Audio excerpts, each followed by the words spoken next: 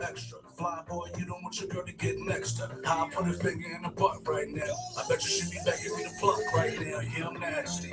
Yeah, I'm ready for whatever, whether day or night. I lay the pipe and when I lay it, I'ma lay it right. Should be wanting to put my clothes in the closet. I don't need love, girl, I need a deposit. Huh. She wanna lick me like I'm ice cream. You know, strawberry, banana, maple walnut.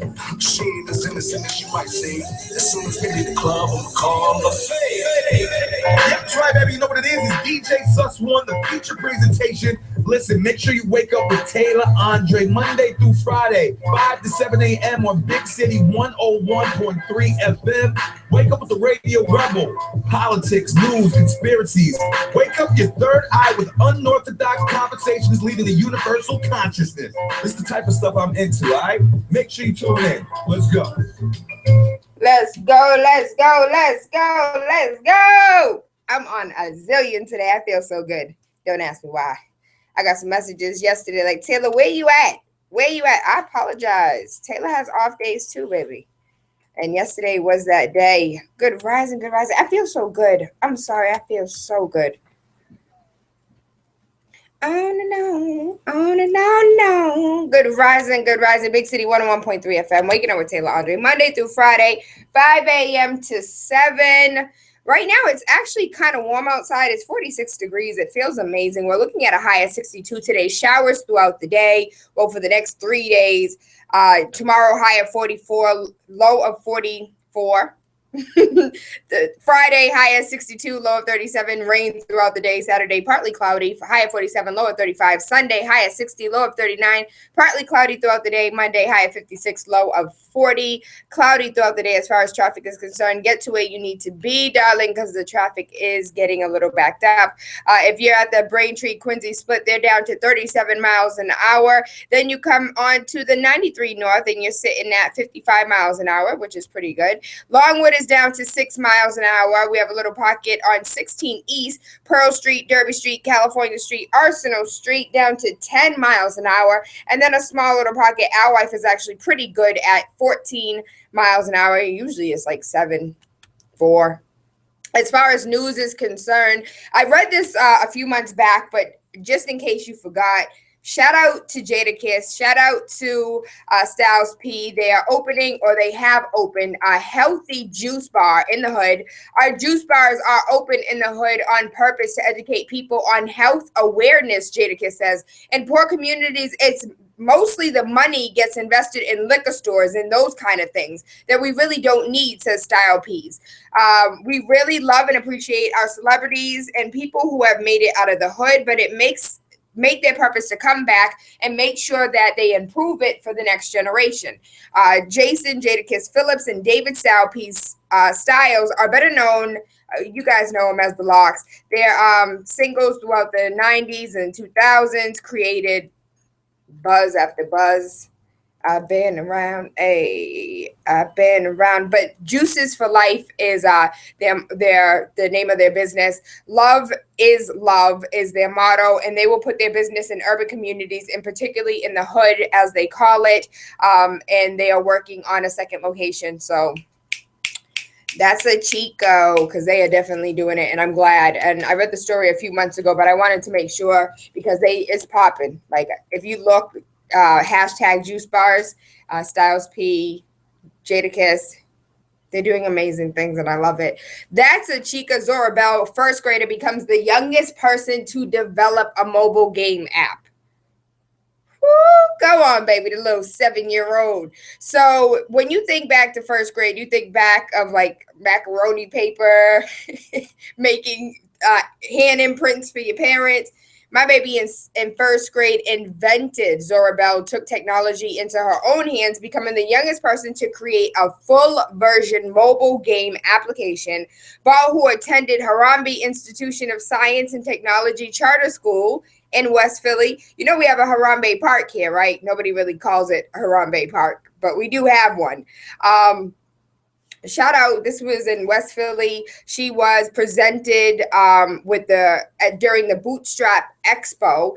The 7-year-old app developer built the game using a programming language called Bootstrap that teaches children ages between 12 and 16, mind you, the baby's only 7 years old, how to understand complex math.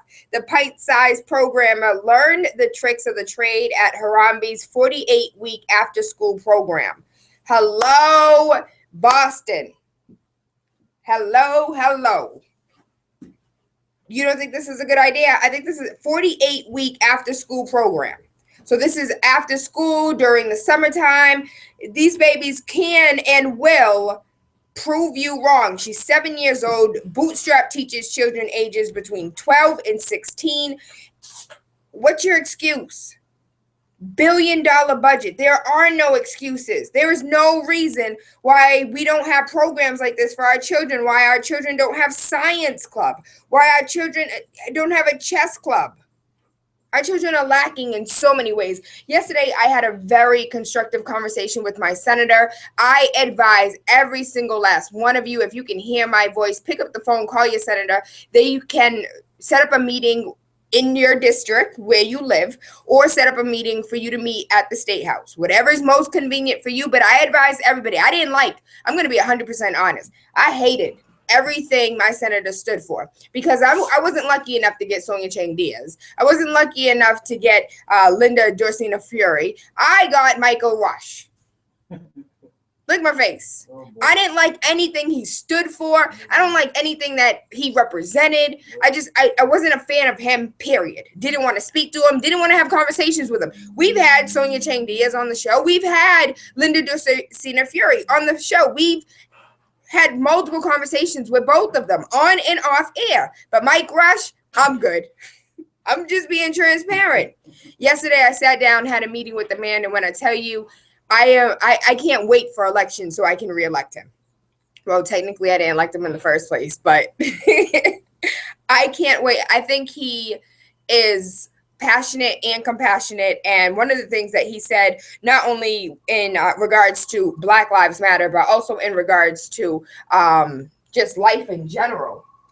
He said that you guys are the parents, you guys are the people, you go to sleep with this at night and you wake up with it in the morning, you're the experts. I don't know why people think, what did he say? People in this building tend to believe, because based on their education, that they are the experts. They don't go to sleep with it, they don't wake up with it, you guys are the experts. And that's something that I awesomely appreciated. We have a call on the line, 617-282-0062. Good rising, caller, you live.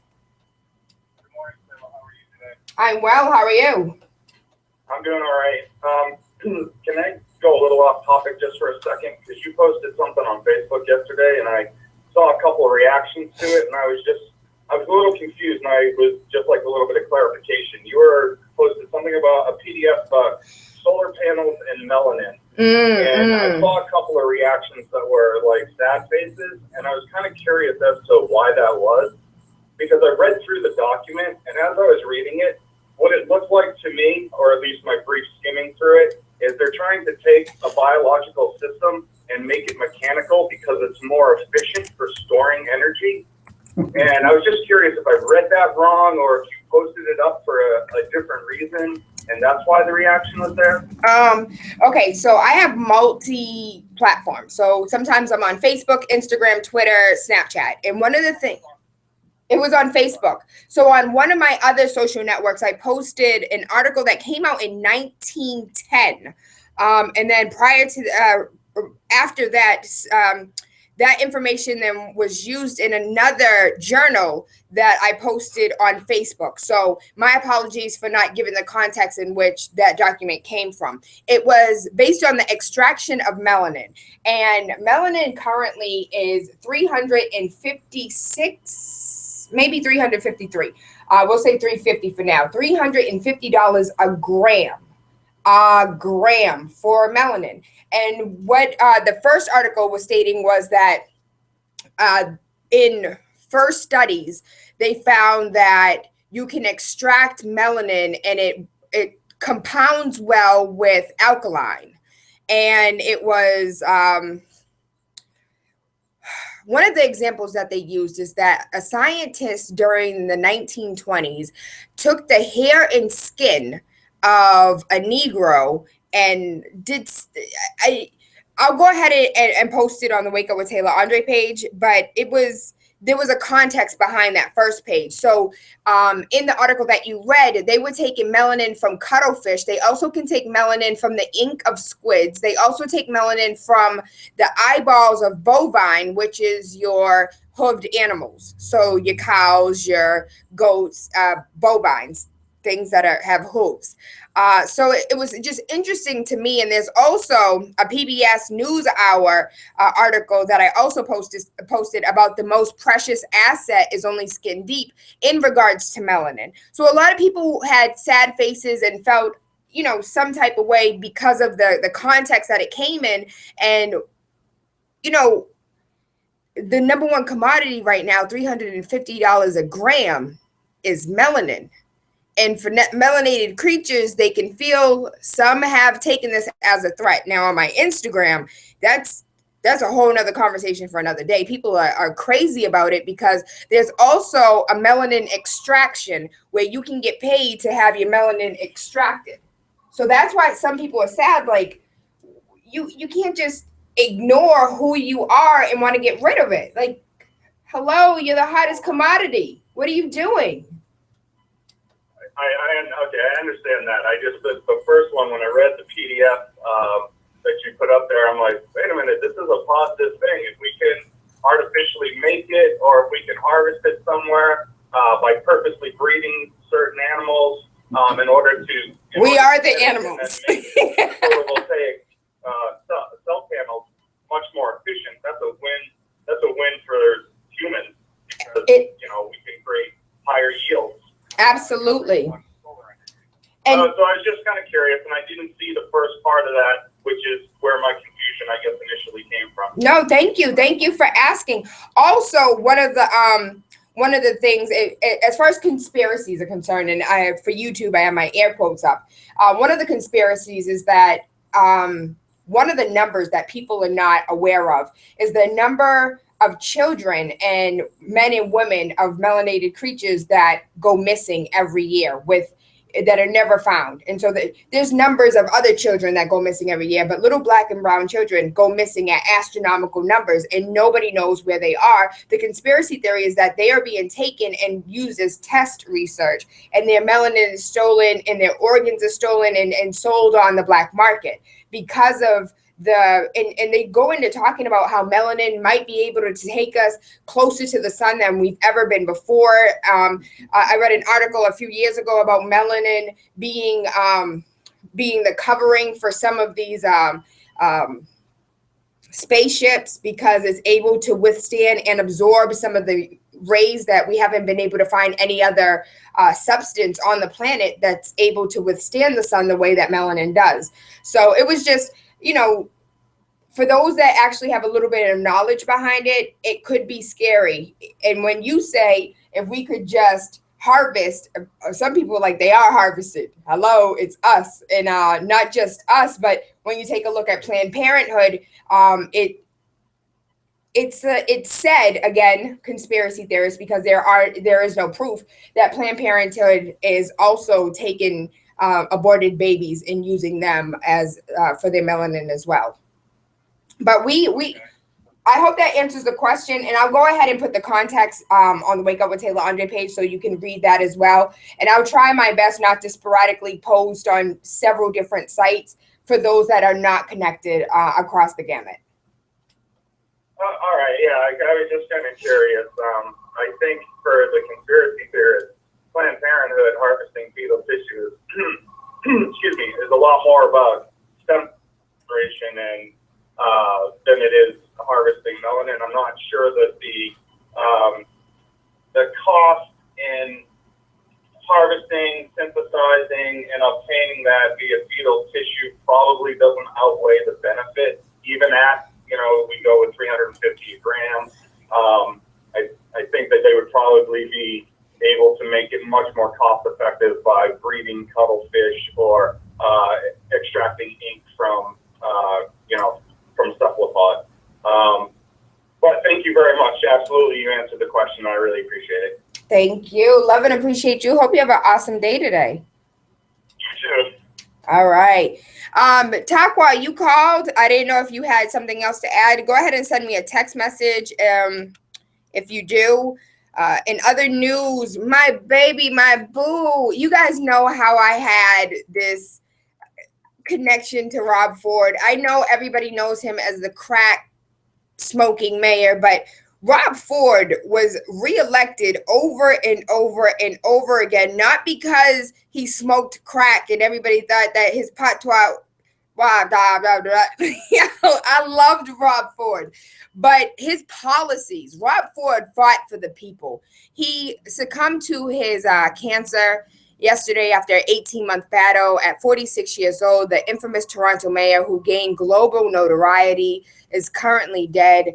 I loved Rob Ford. I loved his personality. Miss G called him a colorful person. He absolutely was. And I think a lot of people took his video surfacing of him appearing to smoke crack, took it as him being incompetent. But Mayor Ford was on it all day, every day. And his constituents consistently voted him in, and he won by landslides.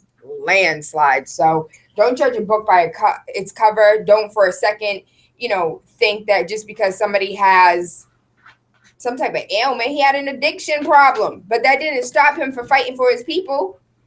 I had a conversation. One of my friends said, shoot, with all that Rob Ford's accomplished, maybe some more mayors need to smoke some more crack because they ain't getting nothing done. I do not approve that message. We have another call on the line, 617-282-0062. Good Rising, call you live. Good morning. Hey. Hey, Taylor, I was just gonna say with the melon stealing or melanated, however that word is spelled, the reason why so many rich white folks in this country go to like third world countries to get surgery done, because our organs, we say, are superior. Mm-hmm. I mean, if you go to any medical doctor and ask them, our organs, granted, if it meets all the specs and you don't smoke drugs and use alcohol, are fairly superior compared to our European counterparts. So my question is, if this is known or whatever, why is it these third world countries allow these people to come down there to do surgery in Brazil and these Latin American countries? Because you have to understand that the way that our social network is set up here in America, it's not like that globally. Just because we know a few things, how many, not you personally, but how many of our listeners listen to this show? And if we go back to the idiot that called a few weeks ago that, our show is completely, we have no substance at all. If people are learning, if people are learning from this low educated show, can you imagine what it is in a third world country? Can you imagine the lack of knowledge? My people perish for lack of knowledge. Can you imagine those that are currently perishing because they don't know? Taylor, I mean, they have internet over there, and actually I've seen pamphlets. Like when I was in Sierra Leone, this was like 10 years ago, I saw pamphlets saying beware of medical testing, because they have the British and someone else was over there conducting tests. So I mean, it's just. Anytime a white person says they're going to give me money to do some type of testing, that's a red flag that I'm jumping ship. Like I just would not. And I would have to disagree with you wholeheartedly, because I do test on a regular basis in the name of science. I've done multiple tests and I love it. I enjoy it. Now, I don't do the tests that involve you taking my blood and you doing other tests, but there are tests out here that I would like to be a part of that. I would like to be a part of the name of science. I do get paid for some of the studies that I do. You can find them not only on Craigslist, you can find them on the T, you can find them on the commuter rail. There's a whole bunch of signs that are like, maybe sleep studies. People not only could you benefit from the sleep study, but you could benefit from that. I wish I did have 30 days to donate so I could go get that $10,000. I can't tell you how many people I know that were interested in that. Now, I did have some worries and some concerns because I'm a hard sleeper. When I sleep, I'm dead. So I was a little scared that while I was asleep, I might be injected with a few things. But in the name of science, I believe that there should be informed consent. As long as you inform me of the things and the side effects and what you're doing, and I can check in with the study, I believe that with my consent, I could be helpful to the next generation. And that's just my personal opinion. I do want to get to other news, and I do honor and respect your opinion as well. A girl, 12 years old, is arrested and facing battery charge after pinching a boy's butt at school. Now, question. How many of y'all little freaky nasty, Freaky Friday listening used to play not ding dong, this, what is it? Run and go get it, hide and go get it. What is it? Don't play now. Don't act like y'all holier than thou when you were little nasty grinding up on people back in the day. I remember. Let's be transparent. So I was thinking about this the other day when I was watching The Wood. So we were watching The Wood as a family, and you remember when they bet him $1 to pinch the girl butt, no, to slap the girl's butt, and he went, and then she beat him up and said, "I'm gonna get my brother after you." You can't do that today in 2016 because a boy slapping a girl on the butt, that is sexual assault. That is battery. And this 12-year-old was arrested and is facing a battery charge after pinching a boy's butt at school. So her name, Brenda Evans, thought the incident was a joke when it happened 2 weeks ago at Millweed Middle School in Florida. We should have known. The boy repeatedly told the school resource officer that he did not want to press charges, and Brenda was suspended. But last week, the boy's mother got involved and told deputies she wanted to prosecute Brenda for battery. Ray Evans, Brenda's father, said he is sorry his daughter touched the woman's kid, but she told the boy's mother she is completely overreacting. And I think this is an awesome conversation. It's not today's topic, but I think it's an awesome conversation because once upon a time, back in the day, y'all used to run, slap each other on the booty, grab a little breast. Don't play like you didn't do this back in the 70s and 80s. Because I was there. I remember. Don't look at me like that, Reggie B. You got to be transparent. You got to be honest. You can't have children acting like that. Today, your child will get arrested. I know the news has completely covered this story 1,000,001 times, but Brussels and Belgian authorities were searching Wednesday for a top suspect in the country's deadliest attack in decades as the European Union's capital awoke under guard with limited public transport after 34 were killed in the bombings on Brussels airport and subway station. Of course, the news is going to bombard you with all types of information. I just wanted you to be mindful, pay attention to what's going on.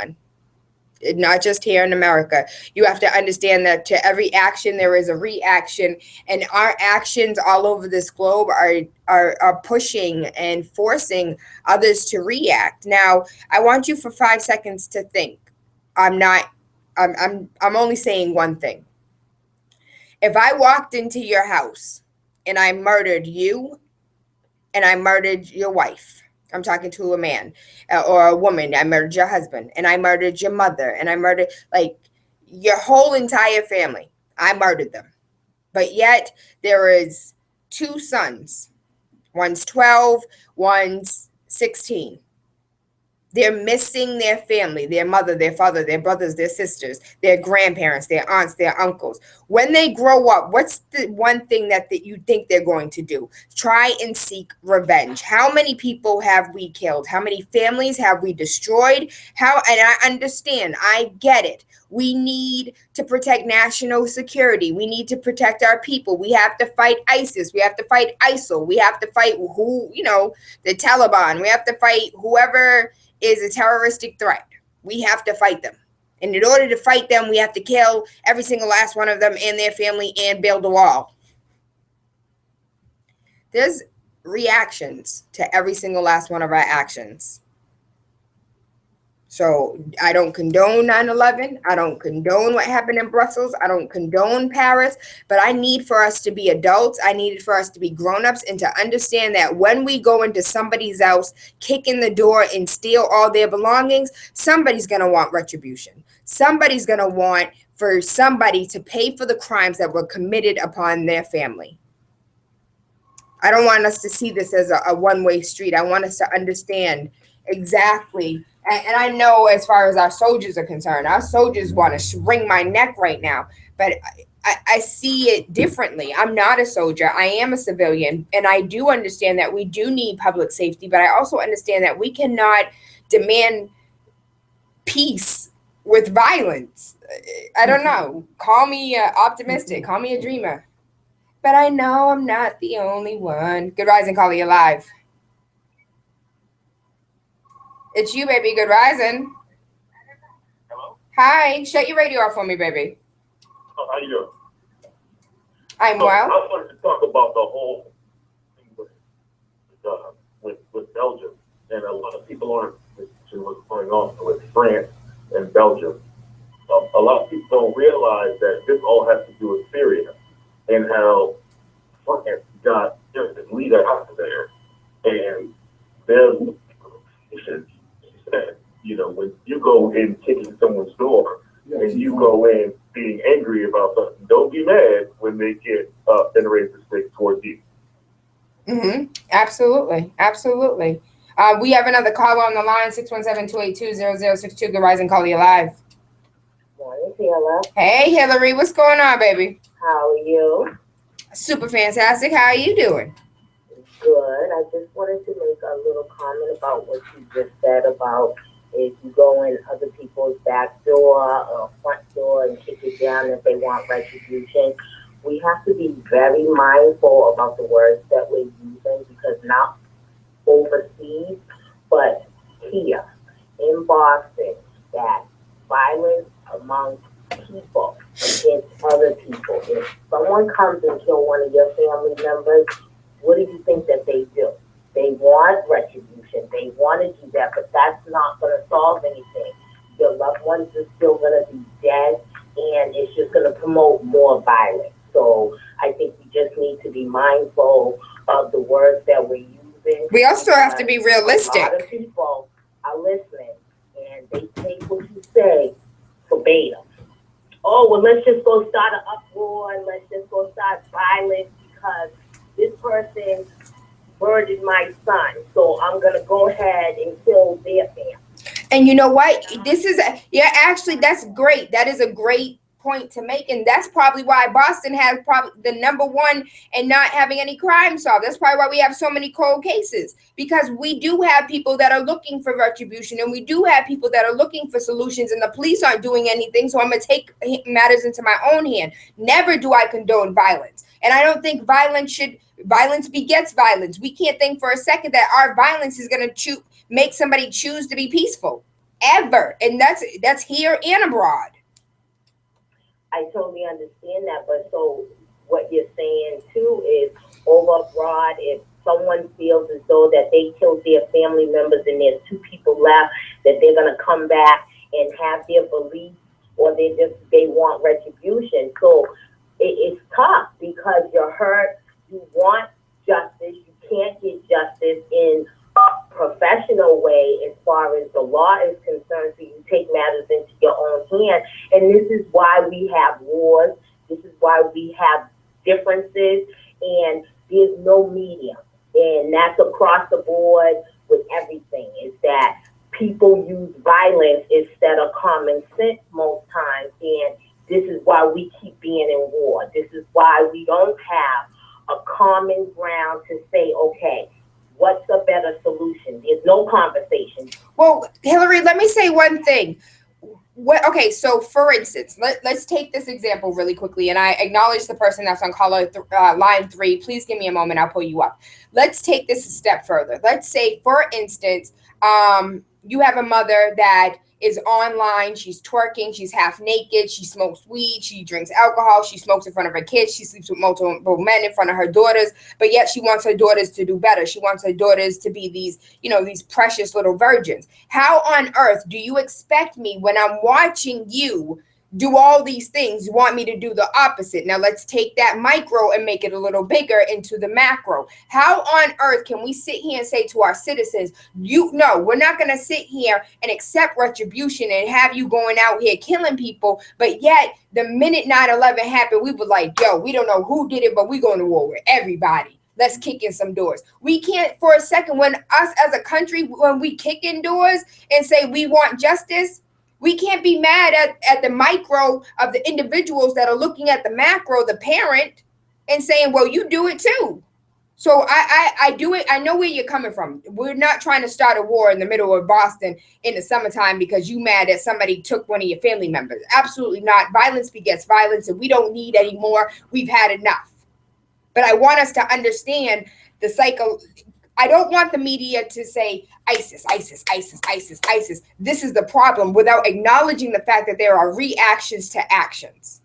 There are consequences and repercussions. That's my only thing. I'm not advocating for violence. I'm not giving them a pass and saying, oh, they were right for this. I want us to have a better understanding that this is not a one-way street. There are things that we have done as a country and people are angry about it. I'm not advocating for anybody in this city to go ahead and get their own justice. I'm not advocating for anybody outside the country to seek their own justice. I just want us to have a better understanding of where the mindset may have been built from. After 12 years, how long we been at war? 15 years. After 15 years of kicking in somebody's door, at some point in time, you got to give up. You get tired or you're sick and tired. You feel like you have no other options. I'm saying that I get it. But Tayla, this is not our only war. You have to remember, we've been in war. We've been in it forever, as long as existence. Say, oh, we need to be mindful and be on both sides and understand it. Tayla, this is not our first war, and it won't be our last. Because we're always going to have enemies. We're always going to have people that want to disrupt America. So I don't condone violence. I don't condone. We've been interrupting life everywhere else, though. Doing the same thing. So keep on, make it right. You absolutely right. Be in war. So I mean, the dialect has to just keep going. We have to keep talking, but at the same time, while we're talking, we are still at war. I totally agree with you that. We have another caller on the line, 617-282-0062. I don't want anybody to think I'm over here advocating for violence, eye for eye, tooth for a tooth. You know, that's not what I'm saying. So let me be clear. I just want us to understand why people may or may not be doing what they're doing, why people may be angry and taking that anger out in violence. So I apologize if I offended any soldiers that have been overseas fighting this war. I apologize if I offended any parents who had a soldier lost due to the recent war. That is not my objective. 617-282-0062. Good Rising, call you live. Good Rising, Tayla.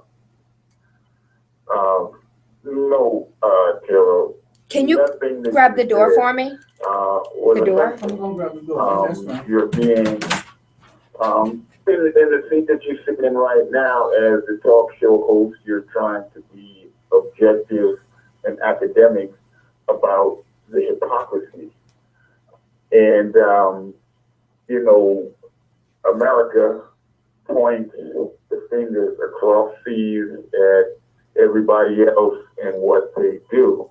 But America is a state sponsor of terrorism when she allows the Ku Klux Klan to be a 1-3C, but points the finger at everybody else about terrorism.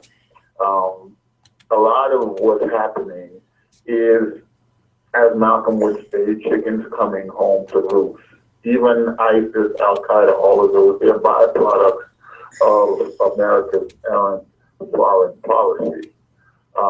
We don't condone any of this behavior, whether it's the behavior of America, and I'm a veteran. I'm was somebody an out there? armed forces veteran. Was she out there? And on the battlefield, I take orders, but I'm also a political science major after the fact, analyzing all of this and all of what I saw, some of which I ain't even allowed to talk about. And so I understand better than most of your listeners the hypocrisy of America. And, you know, I hear us using the soft pronoun we, as if we're, you know, signing on, endorsing the behavior of Americans. And we are doing this. We're not doing any of this. What we need to do is hold our elected officials' feet to the fire, hold the leadership to the fire.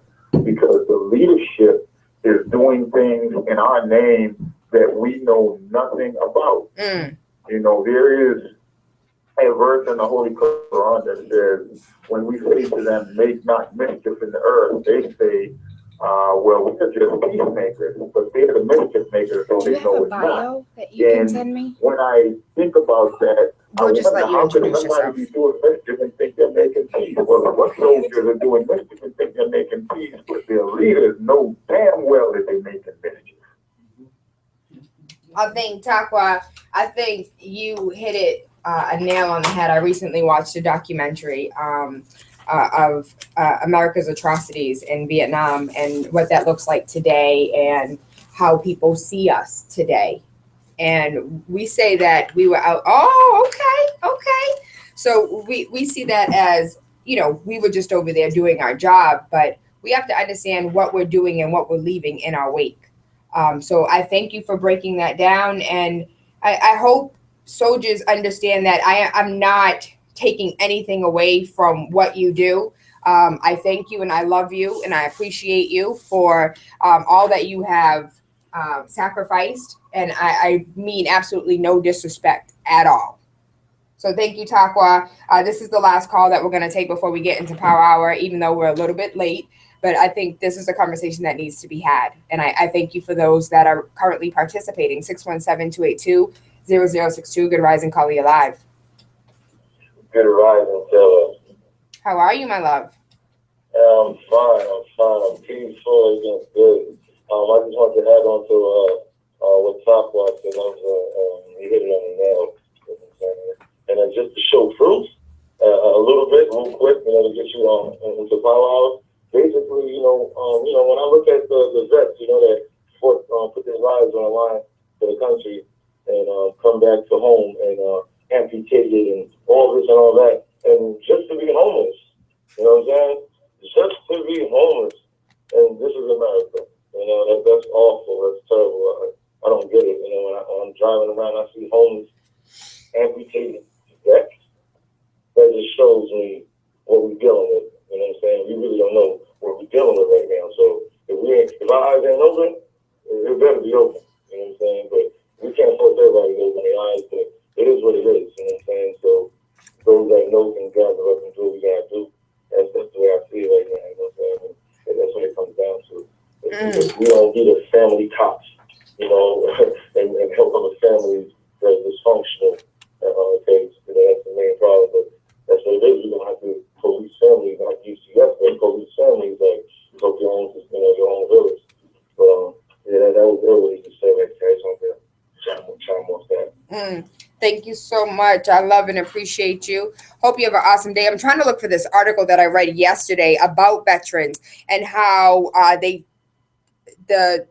it's like something $1 million that were designated for veteran services are no longer, like, that's not enough.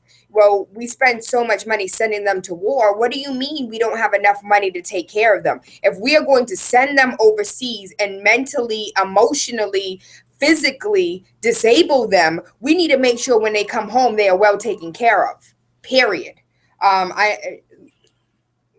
This is my elder right here, baby. I know I said that we weren't going to take any more calls, but my elder will get me on Facebook if I don't let her speak. Good rising, Miss G. How are you feeling? Good rising. I got a problem.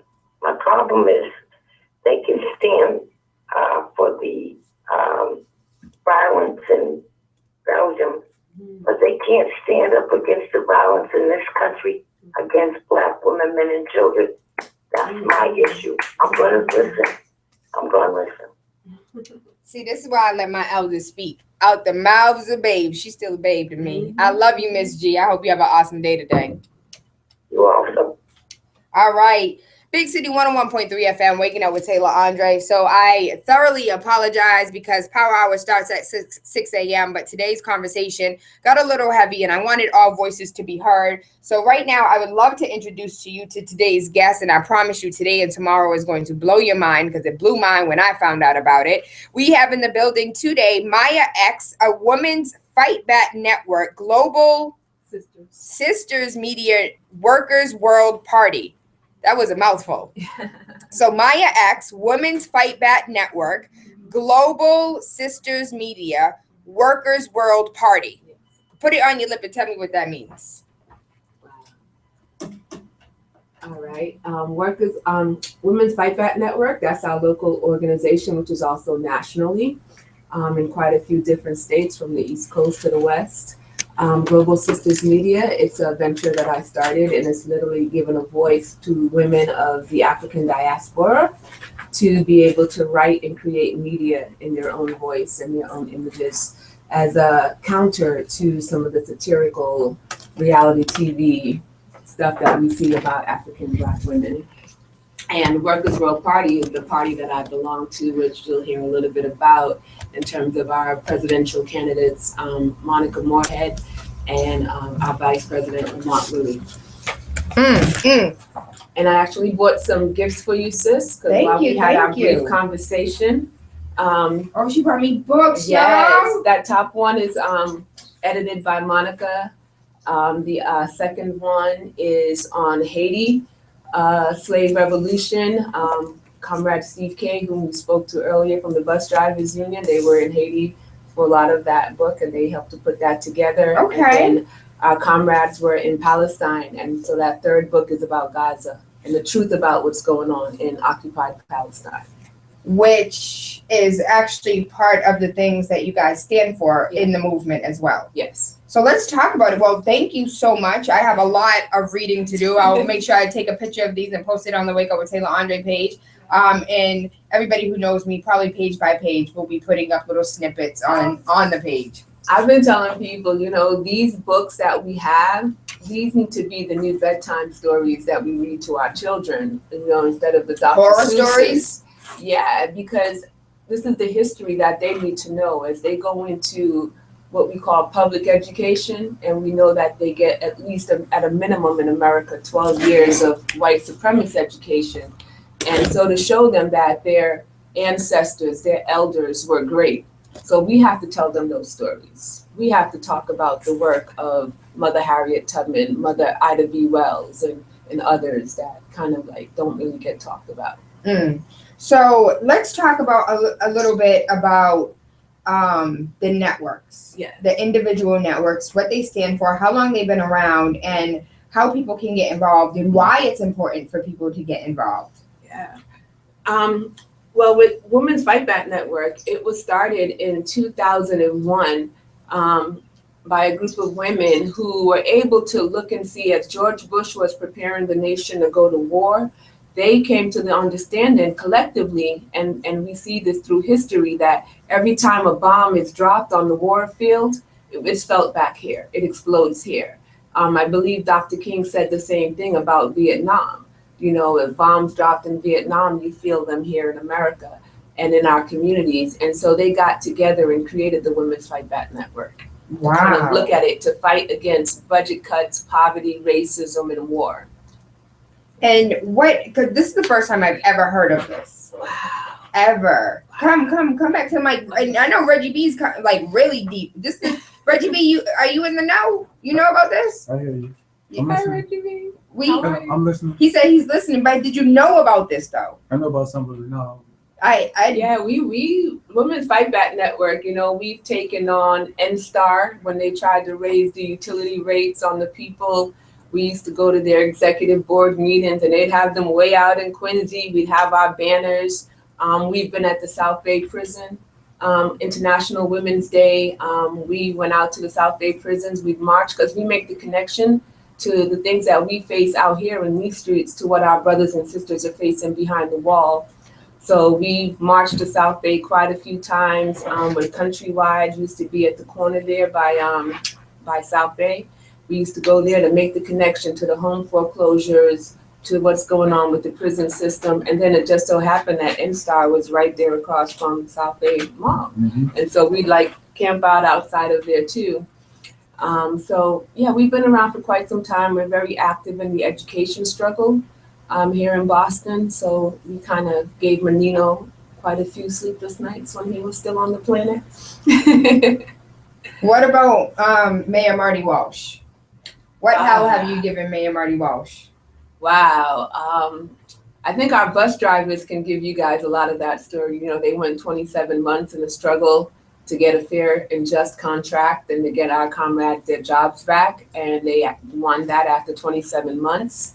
And most recently, we were actively with the young people who had the walkout and provided that like adult support, you know, as our young people. You know, there's a saying that Chairman Fred Hampton Jr., the son of Fred Hampton, has on the back of a jacket that he wears. It says, "The Cubs are coming," you know, in terms of our young people, you know, and courage has not skipped this generation to see these young people come out and raise these issues like, how can you give GE $150 million in tax breaks, but you want to cut $50 million from the budget? You want to like close our schools and cut our services and our programs. And these kids were able to, young people were able to bring the analysis together. And with the work that we do with them in terms of being in solidarity with them is to share information, because all around the globe, young people are in the streets. In South Africa, the same students are in the streets about their education. And so it's beautiful to kind of have them see that all of this is happening in tandem.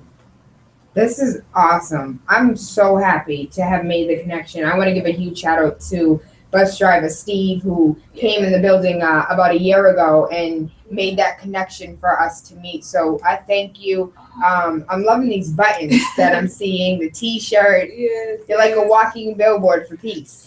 It's like, you know, we say, you know, the revolution is real, you know, and revolution is just not one event, you know, it's a continuum. There's a lot of people that may want to separate out like the movement we see today with Black Lives Matter and other movements, but it's like, no, we can't do that. You know, the apple is the tree, which is the root.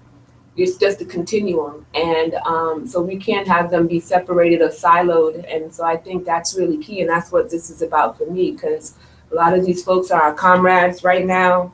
You know, we're trying to save the life of Mumia Abu Jamal, who sits in prison going on 30 plus years. For what? They claim that, you know, there was an incident in Philadelphia and a police officer was killed. But before all of that came into play, at the age of 14, Mumia joined the Black Panther Party. By the time he was 15, he was on the FBI's list at the age of 15. So, and he was actually a journalist and still is a journalist from behind the wall. Every week, Mumia puts out some type of essay, but right now he's been very, very ill and they're refusing to give him the hepatitis C treatment that he needs. Hold on, what? How do you refuse medical treatment to an incarcerated person? And there's a lot of folks behind the wall that are not getting the medical care that they need. You know, Leonard Peltier. Alabama just had riots, multiple riots based on healthcare inadequacies. And we have to make these connections, you know, between the slavery that happens in terms of the wages that they pay the prisoners behind the wall, you know, to perform certain jobs. And it's like we have to call for justice, you know, on all levels about, you know, what's going on with mass incarceration. So really quickly, what do you say to the people that say, you know, the justice behind the wall, they're lucky they're getting paid at all? It's labor. You did something wrong, you're in jail, you need to pay for your crime. We don't need to pay you for the stupidity that you did. Well, the thing about it is that, I mean, I don't know if folks have seen it lately, but there've been quite a few people that have been getting released from prison and they were innocent. So you're looking at 20, 30 years somebody has done behind the wall and they were actually innocent of the crime that they were charged with. And there's a very powerful lawyer who's now with the Ancestors named William Kunstler. And he said oftentimes the legal system gives us this aura of legality, right? And so it's like, oh, if somebody goes through that system and they have a trial and they're found guilty, then hey, the books are closed. That's all that matters. But he has said that more people have gone through their death by legal means than by anything illegal. So as long as we have a legal system in this system that's unjust anyways, we can't trust it in its entirety. Yeah. So what brought us together was the fact that you guys are having an International Women's Day 2016, Women's Fight Back Network, community speakers, discussion, spoken word, and music. the Uphold the Legacy of Women's Resistance. Again, this is Saturday at 4 p.m. at the Action Center at the Brewery on 284 Armory Street, JP. And hashtag Black Lives Matter, Trans Lives Matter, say her name, and some of the things that you guys are in solidarity with. And solidarity is the most potent weapon. Again, solidarity is the most potent weapon. Yes, Stop the war on women. Say no to violence against women and LGBTQ people. Defend reproductive rights. We will not go back. Unite against all forms of racism and anti-immigrant attacks. No ICE raids or deportation. Fund public education, not war and incarceration. Jobs with union wages, fight for 15 minimum wage, no cuts to Social Security and other benefit programs, start privatization of public services, hands off our health care, clean, safe water, polluters must pay, affordable public transportation, eliminate student loan debt now. Hallelujah! I wish I brought my You Gotta Pay My Student Loan t-shirt. Eliminate student loan debt now. End the U.S. Zionist occupation of Palestine, support the boycotts, divest sanctions movement versus Israel, stop foreclosures, evictions, and gentrification, safe, affordable housing for all, and racism, Islamophobia, sexism, oppression of LGBTQ people, poverty, budget cuts. This seems like, everything wrong. You guys are like, listen, we're just going to put a blanket statement. We want to stop everything wrong that's going on in our country. Well, Mother Audre Lorde has a saying, she says, I'm not free while any woman is unfree, even though our shackles may not look the same. And so that's one of the things that we really strive on, that anywhere there's injustice, especially against women and their families and against the community as a whole, that we have to stand up for it, and stand up against it. So we've been out there in the streets when they foreclose people's homes and then the person comes, the constable, and we're there blocking the house. We've been there for that. We've been like blocking highways and supporting folks, Hold on, y'all were the reason why the highway was blocked off last year? We supported those young people that were so courageous and brave to do that. Yes, definitely. Court solidarity. Yeah. I mean, and this is the thing, though. I mean, here is a country, America, that says that, people have their First Amendment rights. But then when we go to the streets, the National Guard gets called out. The police gets called out.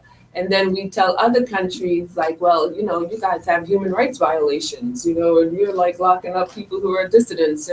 But we lock up people that are dissidents here too, which is why Mumia Abu Jamal sits behind the wall, which is why the Move 9 sits behind the wall. And I don't know how many folks here in Boston know about the Move family in Philadelphia that was bombed not once but twice by this country, by the state of Philadelphia, Pennsylvania. And I don't know how many people know that story. And 13 people were killed that day, and children. Was that 1985? 85. Put it on your lip. Put it on your lip. Yeah, 85, and there was another, and it was late 70s too. Yeah. So we have a caller on the line, 617-282-0062. We're currently in the building with Maya X, Women's Fight Back Network, Global Sister Media, and Workers World Party. If you have any questions, comments, suggestions, 617-282-0062. Good rising, caller, you're live. Good morning. Good rising. Good rising, sister. Great show as always. This is T. Michael Thomas of the People's Academy. Hello, King. How you doing? I'm doing okay. I could really use your guests' help because we're about to start a movement, a few folks, to get the city and the mayor to actually work with us, selling us a building at the Ellington Road, right behind Big City. The first community meeting with the RFP comes out March 30th at 31 Erie Street is the first community meeting. But I have a meeting coming up with the mayor but there is still opposition because it's still not so much in favor of having this training component. So we're trying to mobilize folks to do a rally on City Hall in support of the People's Academy having this training component in the city.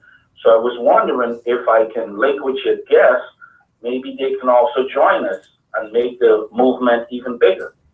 So for those who don't know, this is T. Michael Thomas, and T. Michael Thomas runs the People's Academy. The People's Academy is located in Dorchester, and what he aims to do is sheet metal and teaching those that are currently unskilled something that they can do with their hands, teach them a trade. And T. Michael Thomas has been on Modern Marvels on the History Channel for some of his work, and he is absolutely amazing, has helped people. Like if you need to go in and you need training, you get paid to get trained. You get paid to learn a trade. And T. Michael Thomas has received grave opposition, not only from the city, but elected officials have abandoned him. I want to say, T. Michael Thomas, that I want you to reach out to Senator Rush today, because yesterday our conversations, he is on board. He's talking about we need to add more VOTEX into the city. We need more options as far as schooling is concerned. We have to take these children off of these testing, and because most of our children aren't, you're taking the creativity away from them. Some of our children are brilliant. They just don't test well. And then, gauging our children by test scores isn't really gauging their intelligence correctly. So T. Michael Thomas, please reach out to Senator Michael Rush. I promise he is open arms to the movement and to the cause and believes in VOTEC 100%. Let's go back.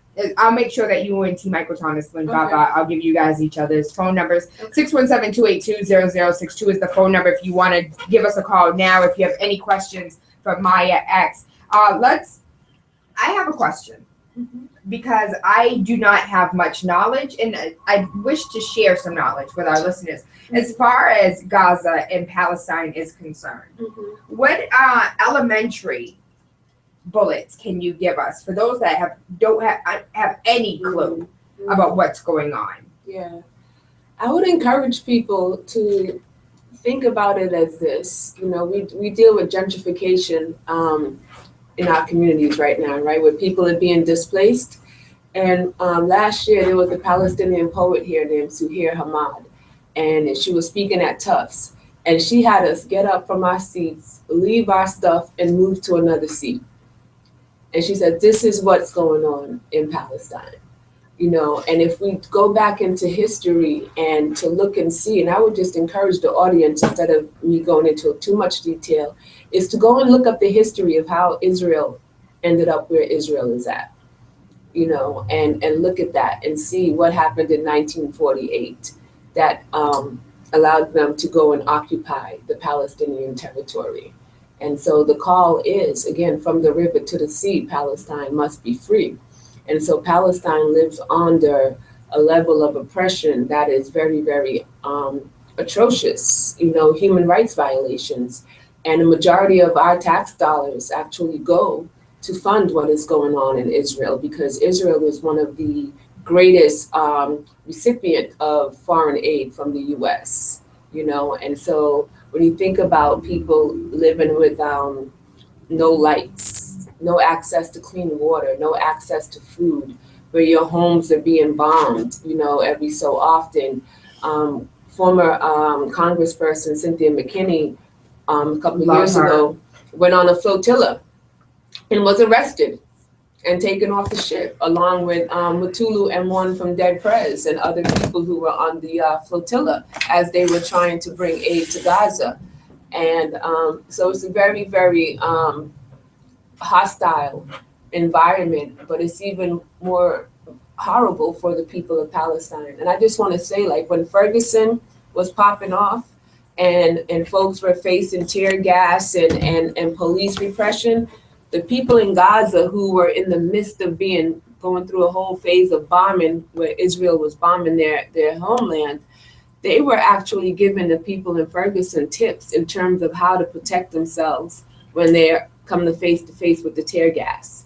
And that level of solidarity where when people marched in Ferguson, they were carrying the Palestinian flag. When people were in Palestine holding up signs for, Ferguson.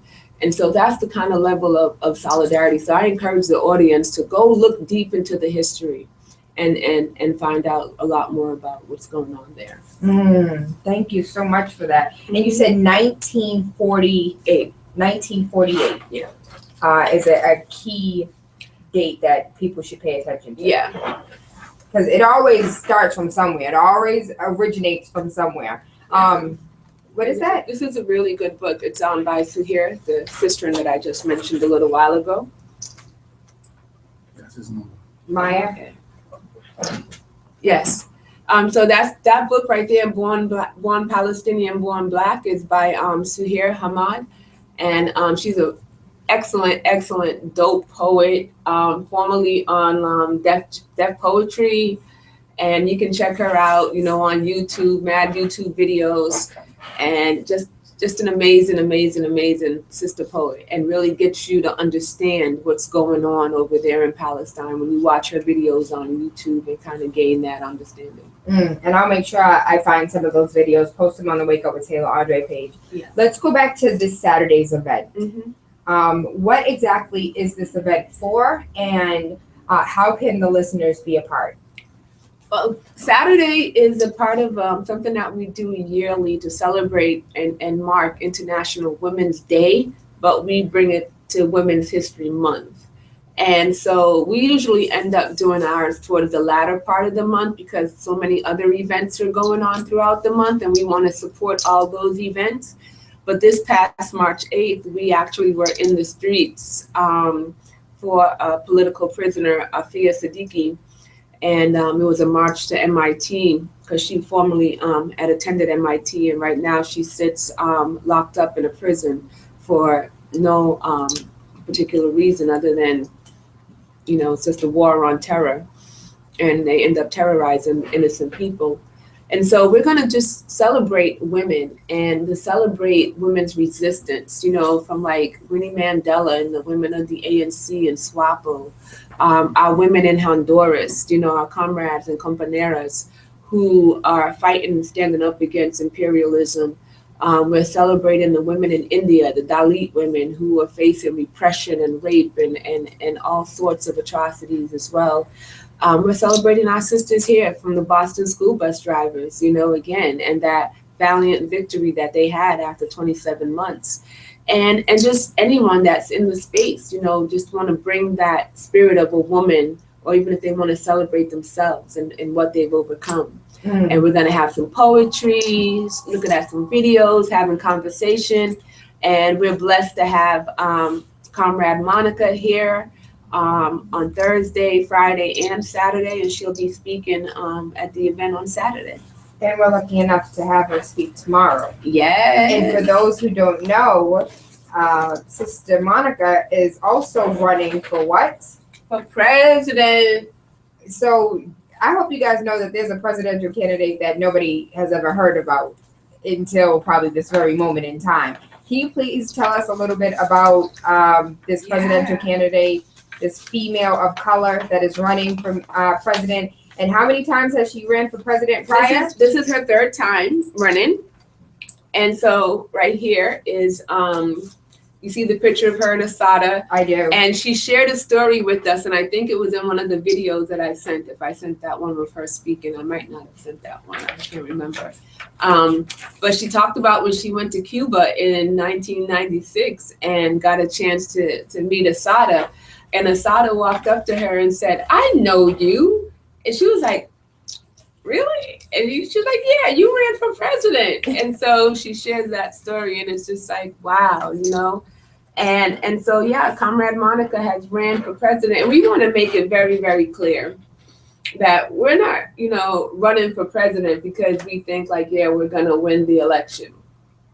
Because we understand until the system is abolished, the system of racism and oppression and injustice is abolished, there's no way that, we're going to have true leadership in terms of someone leading this country. And so what we do is the fact of raising the issues of the everyday person.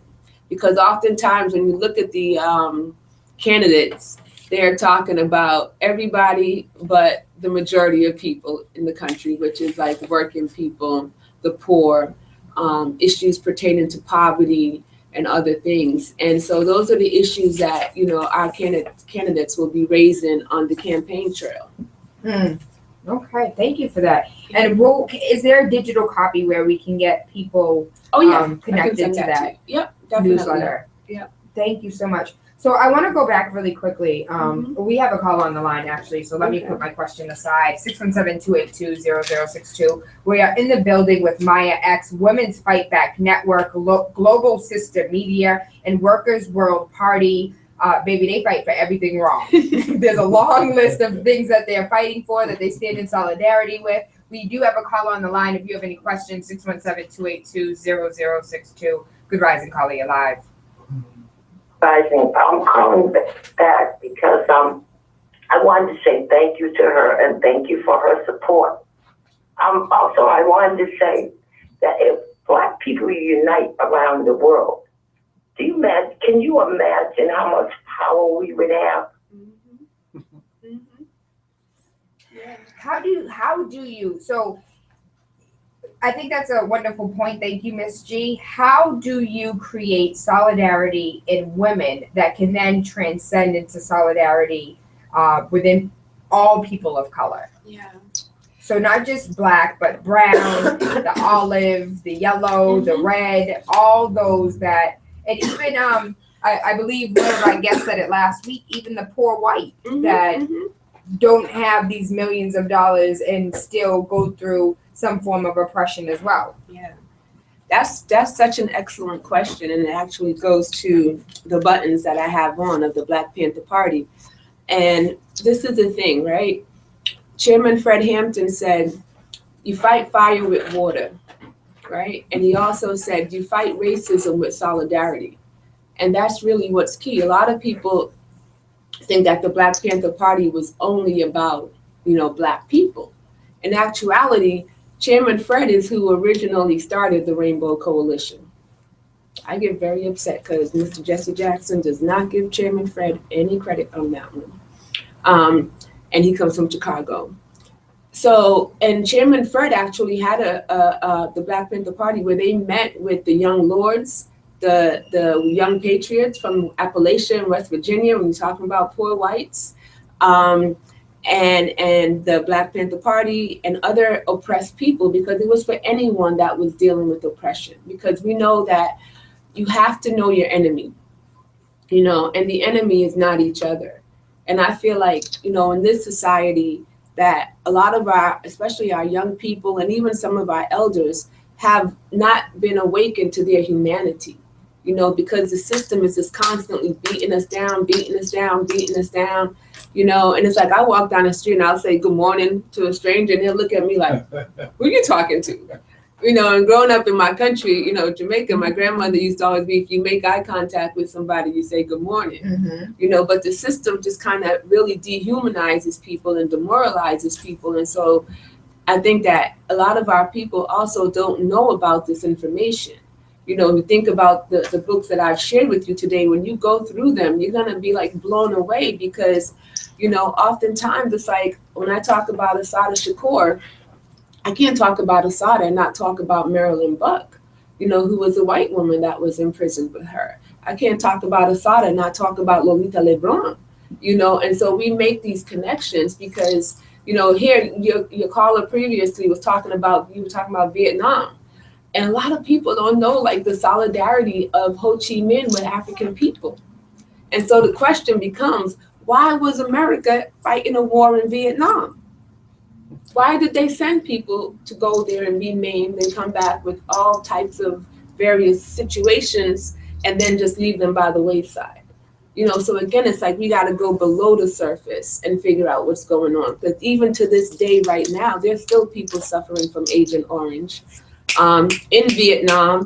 And just recently in the past year, they finally passed it where veterans could actually file claims and regarding that. Versus, yes. I mean, the Vietnam War happened before I was born, you know, and you just now giving them like, you know, some kind of like compensation. Not for me, it was acknowledgement, even acknowledge fault. Yeah, definitely. So and you guys really do stand for everything that's evil. Who you? Okay, so I was gonna say who you guys voting for president, but I forgot that we just discussed body and soul, the Black Panther Party. What about 2 questions? I have one question coming from Facebook. If you guys have any anonymous questions, TaylaAndre. I wonder what she thinks will happen to Assata now that Cuba is connecting to the U.S. again. The New Jersey police are already asking questions. Yeah, we get that one all the time. And in my opinion, and I say this to a lot of the young people who ask me the same question, is that I strongly and firmly believe that there has not been a leader that I have seen of a country that has loved African people the way Fidel Castro has loved us. Fidel and Malcolm X, memories of a meeting. And the pictures in there, very, very historical, of how the people in Harlem, because Fidel came to the U.S., he was going to the United Nations, and they would not allow him to stay in a hotel in Manhattan. And Malcolm said, come to Harlem. And you see those pictures. And these are things where I say to students all the time, right? And to our young people, like, ask your history teachers, how come they're not showing you these books? How come they're not teaching you this history? But we know why they're not doing this. They don't want there to be solidarity. You know, and the fact that not only did Fidel, you know, do the work and his comrades do that work and liberate and having a revolution in Cuba, but they also went to Africa and helped our brothers and sisters on the mother continent, you know.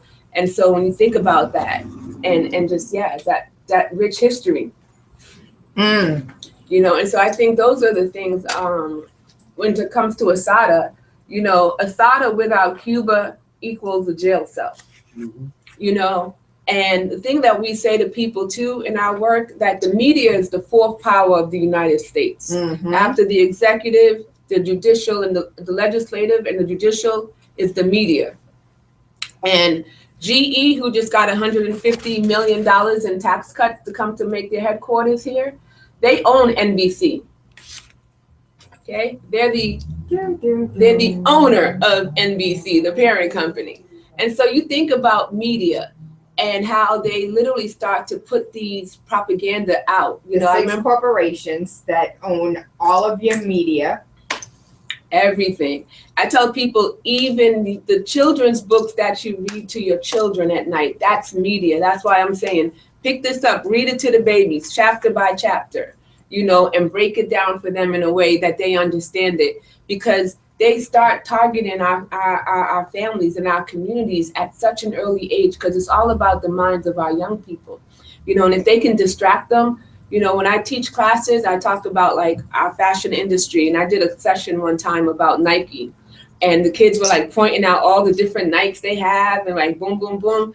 And my very next slide was the women in Taiwan who make the Nikes. They get paid $20 a month. You're paying a brick and more for a pair of Nikes, a pair of Jordans. And so even if you don't go and stop buying Nikes, at least that awareness is in your mind, right? Donald Trump says, make America great again. On my phone, I have a picture that somebody sent me when he took the cap off. Inside the cap, it says made in China. So my dude, what are you doing? You know? And so it's this level of hysteria that they put up for the people, and they get the masses, you know, that get them riled up. And you think, like, as Malcolm X said it, the media will have you thinking that your enemy is your friend and your friend is your enemy. And so we have to like find ways to reclaim back our humanity, you know, maybe turn off the television momentarily and really start to make sure you don't pay a cable bill for $178. Just don't get rid of your cable. Yes. I promise you'll have more control over your children if you just shut off the cable. Shut off the cable. We're coming to the top of the hour. We do have a call on the line, 617-282-0062. Good rising, caller, you live. Good morning, Tayla. Good rising. Good morning. The lady that is talking to you, tell her I wish her all the best and tell her for her history. And unless we do not teach our children at an early age what Black history means and where we are coming from over 600 years, because 16 million slaves leave Africa and 6 million died along the way. Yes. And I just want to leave her with this quote. I just want her to realize that I've used this quote. All Ogle. And have a nice day, Tayla.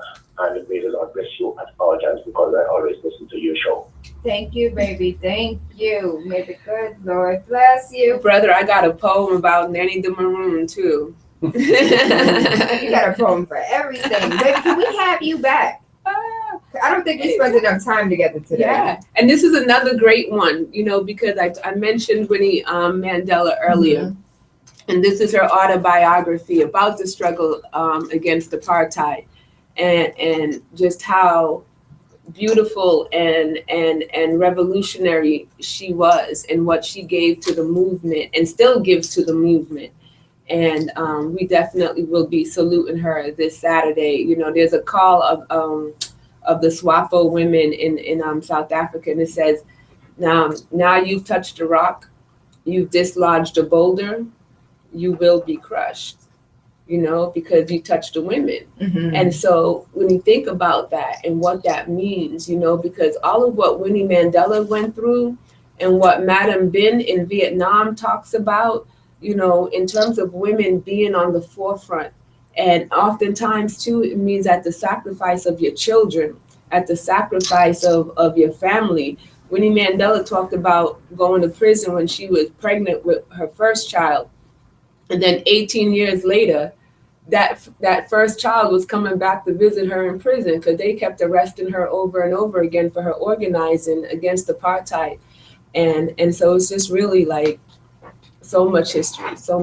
I can't tell you, she got about 10 books.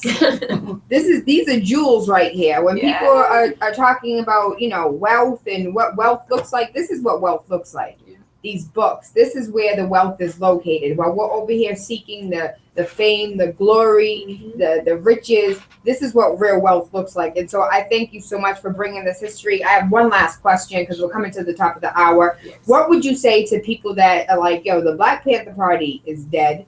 The United States government destroyed them years ago, and anybody who's trying to reform that organization, it's a lost cause. Get over it. It's not happening. And for the other side of people, like, you guys are radicals. Like, calm down. You guys are Mr. Nubians as a whole. What do you say to the opposition? What do you say to those who don't get it and just feel as if you guys are just a radical group that have no real substance or basis in 2016? Yeah. Well, I think the Women's Fight Back Network, we definitely you definitely have substance and keep it popping. I think, the Black Panther Party as a whole, because I'm a firm believer in paying homage to our history as well as our present and also our future, because it's all a continuum. And the Black Panther Party, in my eyes, in my opinion, is not dead. It's not, people don't wake up and say, oh, damn, George Washington, he's irrelevant. Or Thomas Jefferson or the Constitution of the United States, because they still believe in their documents. For us, these are our heroes. These are our sheroes. And we understand that there was a deliberate attack on the Black Panther Party and all leftist movements of that period. Very, very deliberate and also very illegal. And it was called COINTELPRO. And I encourage the audience to look that up. And you don't have to apply for a Freedom of Information Act for that. It's all out there as to the illegality of everything that this system has done. And they do it under the guise of legality. And that's why we say that until the system is abolished, we got to keep struggling. We got to keep fighting. And Mother Sonia Sanchez in her documentary that just came out says we must stay on the battlefield. So we are the children of the movement. We are the next, and we got to keep it going and stay on the battlefield.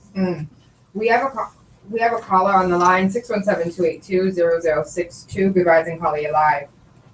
Go Rising Sisters. I caught this kind of late. But I just wanted to say that I know the Black Party Panther isn't dead. I mean, I'm sure people know that. Those who are like freedom fighters down to the struggle, you know, just maintaining every day, but trying to stay positive, even though all this stuff is going on. But you know, I'm a mother. I'm married now, but I was a single mother. So you know, WIC was a program that, or is still a program that I use, and I recently found out that it's a program that the Black Panthers set up. Yeah. And I just wanted to know if you guys had mentioned that throughout the morning, because I don't think a lot of people realize that the Black Panthers actually were the ones who set up the WIC program, and it's not just the government who decided to say woman, infant, and child. You know what I mean? It was originally a Black Panther thing, and it was set up in our communities to help us. You know what I mean? So I just wanted to throw that out there. I don't know if it was mentioned, but I think people need to know that because the Black Panther Party is dead, and a lot of what our ancestors have fought for us to do is not dead. It's still simmering in us. And the programs are there. We just don't have the history because they don't teach it like this is said, and we got to find it in the books. But that's all I want to say. Y'all have a blessed day. Thank you so much for your time and your energy. Thank you. Thank you. She is so right. I mean, and this is what the heart, body, and soul is all about. You know, for every chapter of the Black Panther Party, excuse me, there was a medical clinic. I'm told that there was here in Boston that they had it down by where Whittier Street Projects is. They had the big van and everything. And when you look again at the pictures in there that are so historical, you will see when they had conferences, they had it on the street. Whole streets blocked off and filled with people. And everybody left with a bag of groceries. Because not only did they create the WIC program, they also created the food, the breakfast programs and feeding of the children in school, because they understand that children can't learn if they don't have any food in their belly. And there were so many other fundamental programs. I hear a lot of people now talking about sickle cell anemia. They don't even realize the history and the work that the Black Panther Party did, and you see that in this book. And this is a book where literally you can only get it on like Amazon, because they take these books out the library, you know, and they don't have it for the people to be able to get access to. At the at our office at the brewery, we have a very expansive library too of like revolutionary books. At 284 Amory Street, inside the Sam Adams Brewery, we're on the first floor. And when you go in there, you'll see like history from all over the world. I hope you'll be able to come and join us this Saturday. It's going to be amazing. And we're just asking folks to come out, you know, and if it moves you and you feel like you see what we're about and you want to join the Women's Fight Back Network, we definitely, you know, we're open to that. What's a membership look like? Well, we meet once a month at the office. And what do you mean by what it looks like? Like, do I have to pay dues? Oh, no, we're a volunteer organization. And so you just come with whatever gifts and talents you want to, you know, bring forward. We're an intergenerational group. And so that's basically what it is, you know, and then we study, because it's very important that, you know, we understand theory and then we put theory into practice, you know, and get that history. Yeah. So I lied. I have one more question. Okay. As far as the housing gentrification that's taking place here in Boston and all that's going on with the BRA and, you know, affordable housing not being a lick of affordable, what is the movement doing in solidarity with that here in the city? Yeah. A couple of our members within the Women's Fight Back Network are actively engaged with a group called the Homeless Coalition, because, you know, when the mayor was making his bid for the Olympics, I don't know how many people know that he displaced a lot of the homeless who used to be at Long Island Shelter, and they blew up the bridge. Excuse me. And so what that did was to bring a lot of folks and leave them on the streets. And we see now where a lot of our folks are not even allowed to be in the libraries anymore. They're not allowed to like walk through Copley. And so there is going to be a huge struggle, because Boston is the #1 most gentrified city in the United States. #1. Income inequality. Income inequality. There's another article, it was in the Globe about a year and a half ago, that Boston ties with Mississippi in terms of poverty rate. What? Third. Yes, was in the Boston Globe. And it's mind blowing when you look at the income disparities that are here in Boston. And we know that it's going to be a fight. We're going to have to be in these streets. We're going to have to literally interrupt some meetings. We're going to have to be disruptors. You know how they were calling, Donald Trump was saying about disruptors at his rally. No, we're going to have to disrupt the state apparatus here in Boston and fight for what is rightfully ours. Fight for our children's education because they want to privatize that because they're taking money from public education and then creating another system called charter schools. And that's a whole other conversation we'll have another day because the community needs to know who's behind the charter school movement. And it's not for the betterment of our children. But they're taking away all of these public services and privatizing them. You know, we think about our comrades who utilize the rides, and a lot of people in our community use that service, and now they want to give it to Uber. You know, so you look at it and you're like, well, what are the people going to have left? What are the public services that we're going to have? And I just saw earlier today that they might be forcing Atlantic City to go into bankruptcy, like what they did with Detroit. So they have told government workers in Atlantic City, New Jersey, that they are not going to be able to work for the next 4 weeks. And they're not going to get a paycheck because furlough, right? There's no money. That's crazy. So, and people have to remember when they did that to Detroit, that was like a test and to see if they could get away with that, right? And then now you might find that happening in more and more cities because when a city files for bankruptcy, that affects people's pensions, that affects people's benefits, and et cetera, down the road. So there's going to be a huge struggle. And I hope that the Boston community knows that no matter who wins the White House, we still have to be in the streets. We still have to stand up and put their feet to the fire and do what needs to get done.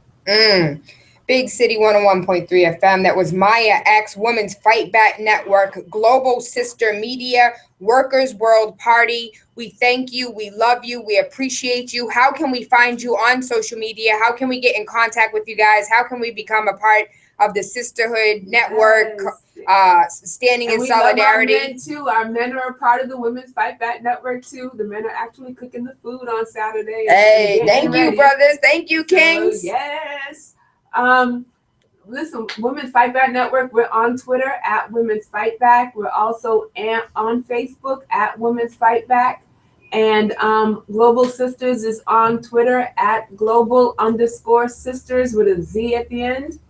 And definitely in these streets. You know, you see it. My baby said in these streets. Big City 101.3 FM, waking up with Tayla Andre, Monday through Friday, 5 a.m. to 7. I love you. I appreciate you. I hope you learned something today. If you caught the tail end of today's conversation, please head over to mixcloud.com, TaylaAndre. Lastly, you can watch the video on YouTube, TaylaAndre. Thank you so much, Maya X. I got a song for y'all. You ready? You ready?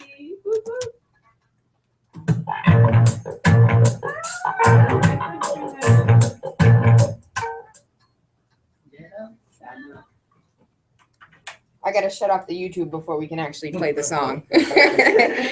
Reggie B, Maya X, Tayla Andre, thank you for tuning in. And I just posted a video on Facebook. Awesome. I'm not on Facebook, but that's okay. That's okay. You're on Twitter. That's what matters. I thank you. I love you. I appreciate you. Maya, do you want to come and say goodbye to everybody on YouTube? Oh gosh, YouTube. Make me do it too. I ain't doing it today because come on, Reggie B. Because I'm allergic to capitalism. She said I'm allergic to capitalism. So I would like for you to say hello to everybody, goodbye to everybody. Show them your buttons and your T-shirt and all that I was admiring earlier. Sister Rosa. Oh yeah, Rosa Parks, political prisoner. Woo. Yep. I love it. I love Party, it. Mumia, yes. Protecting our women by any means necessary. I wish some of these men got that note. Yes, yes, yes. And Mother Betty Shabazz said in 1996, we are still by any means necessary. And that was in 1996. Yep, yep. She was giving a speech commemorating her husband. So yeah, it's great. And we'll be able to have you back. Do you think you'll be able to come back to help facilitate tomorrow's conversation? What time will it be? Yeah. We will be speaking with her same time. Love you guys. Hope you guys have an awesome day today.